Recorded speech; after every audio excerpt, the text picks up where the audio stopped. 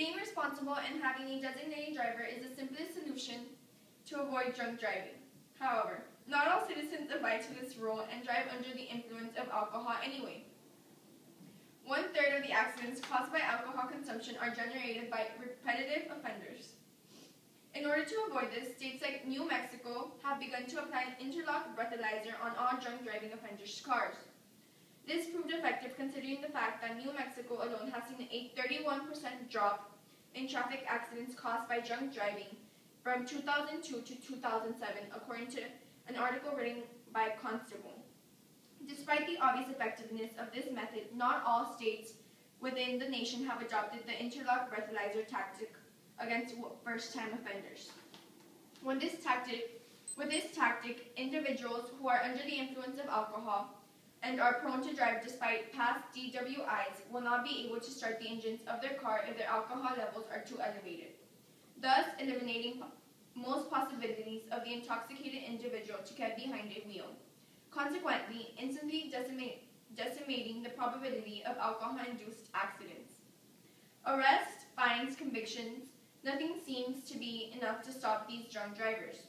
A man from Iowa who's had 11 DWI convictions, another in New Mexico who had 14, and in Ohio there were 18 DWIs for one chronic drunk driver. And even though he hasn't had a license in 20 years, he still keeps driving, according to an article by Caught in 2012. The fact remains that 70% of repeat offenders will drive even without a license. Experts say little will stop a repeat offender from getting in the car and starting the ignition. Even though the law arrests, fines, convicts, and puts individuals on probation, drunk driving is still a major issue. None of these measures have effectively seized drunk drivers from roaming freely on our streets. Why? Because drunk drivers can still drive with DWIs and without a license. However, they cannot drive their car while intoxicated if an interlock does not allow ignition. Next, I'm going to inform you of what will happen if you take initiative. According to ConsumerAffairs.com, estimates show that ignition interlock devices could save anywhere from 8,000 to 9,000 lives a year.